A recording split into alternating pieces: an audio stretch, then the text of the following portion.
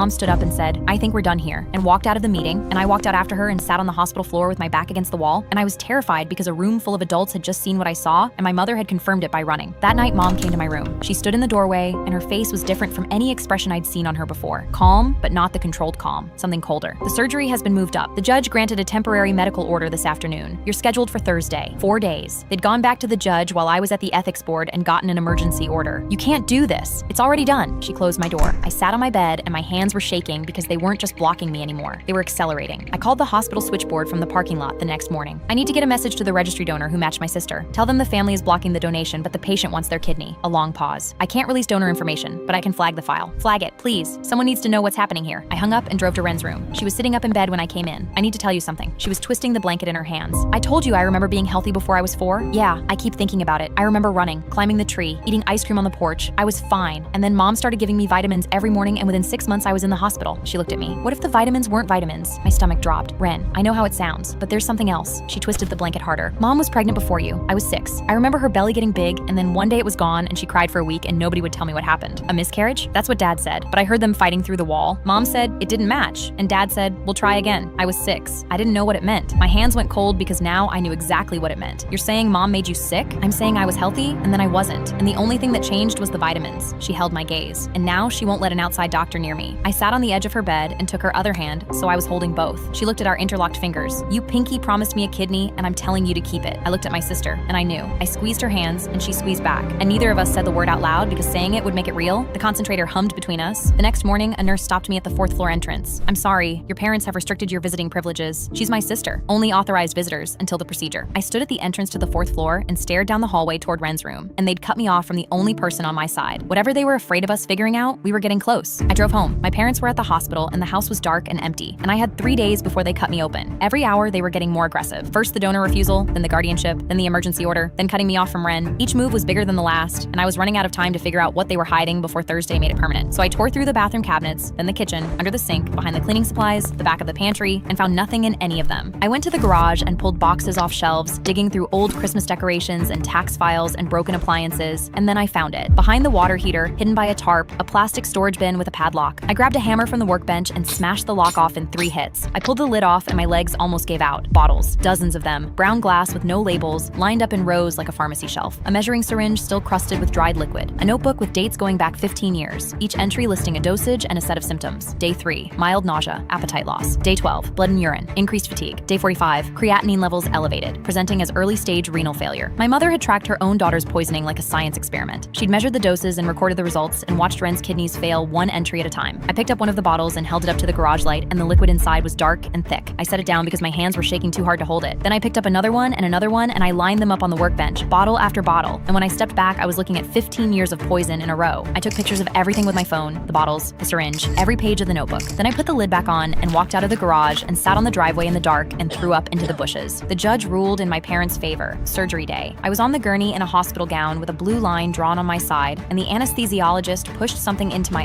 IV and the ceiling started swimming. Count backward from 10. I got to 7 before my tongue went thick and the room tilted sideways. Mom leaned over me stroking my hair. "This is the right thing. You'll see." The edges of my vision went dark and my arms felt like they were filled with sand, and I thought, they're going to cut me open while I can't move. No. I grabbed the IV line and yanked. The needle tore out of my hand and blood ran down my fingers, and the heart monitor screamed, "I know about the vitamins." My voice came out slurred and wrong. Mom's hand froze in my hair. I tried to sit up and the room spun, and I fell off the gurney and hit the tile on my hands and knees. A nurse caught my shoulders. "Honey, you need to lie back down. Get off me." I shoved her away, and my arms were weak and clumsy from the drugs, and I crawled toward the door because my legs wouldn't hold me. The tile was cold under my palms, and my hospital gown dragged on the floor and blood smeared from my hand. Mom dropped to her knees beside me. "What vitamins?" "The ones you started giving Ren when she was 4. I was slurring and fighting to keep my eyes open. "The ones in the brown bottles behind the water heater." Mom's face drained of color so fast she looked like a different person. "I found them, Mom. I found all of them. The bottles, the syringe, the notebook." I pulled myself up on the side of the gurney, swaying, fighting the sedation. "Ren remembers being healthy, running in the yard, climbing the tree, and then you started the vitamins, and 6 months later she was in the hospital." I grabbed the surgical tray and shoved it off the stand, and it crashed to the floor, instruments scattering. The anesthesiologist stepped toward me. "She needs to lie back down. The sedation. Don't touch me. She was healthy. She was a normal kid who ran in the yard, and you made her sick because you wanted the attention? Because you wanted to be the mom in the hospital? The one everyone felt sorry for?" I was screaming, and the drugs made my voice sound like someone else's, but I didn't care. "And then when she needed a kidney, you tried to build a donor baby, and it didn't match, so you terminated it and tried again and got me." Mom's face went gray. "Ren heard you through the wall. It didn't match. We'll try again." She was 6, and she heard you talking about throwing away a pregnancy like a failed experiment. And then you built another one, and here I am, your successful product, and I am telling you, I am done. Dad came through the door. Calm down. Calm down? Ren was never supposed to be sick. She remembers being fine, and then the vitamins started, and then she was in the hospital for the rest of her life. Dad's face went rigid. You don't know what you're talking about. Then explain the vitamins. Explain why a healthy 4-year-old suddenly needed a kidney by the time she was 6. She had a condition. She had a mother who gave her something every morning until her kidneys failed. And then you refused the registry donor because an outside surgeon would have run a full panel and found what you put in her. The prep room door slammed open and Ren crashed through in a wheelchair, trailing her IV oxygen cannula half off. She hauled herself to her feet, shaking, and she was the sickest person in this hospital, and she was standing. I remember the vitamins, Mom. Her voice was raw. Every morning. Little white pills you said were for my immune system. I was 4. She caught the door frame to stay upright. What were they? Mom pressed both hands over her mouth. Dad put his hand on her arm. Don't. What were they? Ren screamed it so loud her voice cracked and a nurse in the hallway stopped walking. Mom crumbled. She slid down the wall until she was sitting on the floor with her hands over her face, and the sound she made wasn't crying. I just wanted someone to need me. The words came out broken and small. She was growing up. She was getting independent. She didn't need me anymore. My blood ran cold because she was talking about a toddler. I needed her to be sick enough that she'd always need me. I needed to be the one who saved her. I needed to be important. She looked up at us from the floor with mascara streaked down her face. I didn't mean for it to go this far. Ren's legs buckled. I caught her. We stood together in the middle of a wrecked prep room while our mother sobbed on the floor and our father stood frozen in the doorway. You broke me, Ren said, and her voice was barely a whisper. You made me sick for my entire life, and then you built a daughter to fix what you did. She pointed at me, and she figured it out. Your spare parts figured out what you did to your real daughter. The room was dead silent, except for Mom's sobbing and Ren's ragged breathing, and the heart monitor still screeching from when I'd knocked it. Security appeared behind Dad. A doctor stepped in. Mom was still on the floor. Dad looked at the doctor, then at the security guards, then at his 2 daughters standing together in hospital gowns. She was never going to stop needing you, I said to my mother. She was always going to need you. You didn't have to break her to be important. Mom's sobbing got louder. It echoed down the hallway. They led my parents out. Dad went stiff and silent. Mom had to be helped off the floor by a security guard, and she reached for Ren as they passed, and Ren turned her face away. I helped Ren back into the wheelchair and pushed her down the hall toward her room, and the wheels squeaked on the tile, and neither of us said anything for a long time. She reached up and found my hand on the chair handle. Spare ribs? Yeah, you're not spare anything. You know that, right? I squeezed her hand while I pushed. The hospital opened a full investigation. A toxicologist reviewed Ren's blood work and found traces of a compound consistent with long-term renal suppression. Outside, doctors ran the panels my parents had blocked for 15 years, and what they found confirmed everything Ren remembered. The registry donor's kidney was accepted. The donor's name was Claire. She came to see Ren before the surgery, and she sat on the edge of the bed and said, I hear you like cooking shows? And Ren said, a man put mayonnaise in brownies, and it was the worst thing I've ever seen. And Claire said, that's disgusting. And Ren said, I know. And they both laughed, and Ren coughed from the laughing. And Claire's eyes went wide, and Ren said, laughing cough, not dying cough, don't worry. I stood in the doorway, watching a stranger be kinder to my sister in 5 minutes than our mother had been in 15 years. Claire looked at Ren and said, I'm going to give you the best kidney I've got. And Ren said, it better be good because I've been waiting my whole life for one that wasn't stolen from my sister. And Claire laughed and said, it's a great kidney, I promise. And Ren held out her pinky, and Claire hooked hers around it without hesitation. Ren was wheeled into surgery, and I walked beside the gurney holding her hand until they told me I couldn't go any further. See you on the other side, spare ribs. The doors closed between us. I sat in the waiting room with my knees pulled to my chest, and a woman waiting for her husband's bypass asked who I was there for, and I said, my sister. And she put her hand on my arm and said nothing, because sometimes that's enough. After 4 hours, the surgeon came out and said, she did great, and I put my face in my hands and cried so hard, the bypass woman rubbed my back and said, there you go, sweetheart. We were in her room after, me in the chair, her foggy from painkillers. She turned her head. You know what's funny? If they just asked, I would have told them to ask you. And if they'd asked you like a person, you would have said yes. Yeah, I would have. She closed her eyes. They didn't have to break either of us. They didn't break us. We're right here. She smiled without opening her eyes. Yeah, we are. She fell asleep holding my hand, and the monitor beeped steady and strong.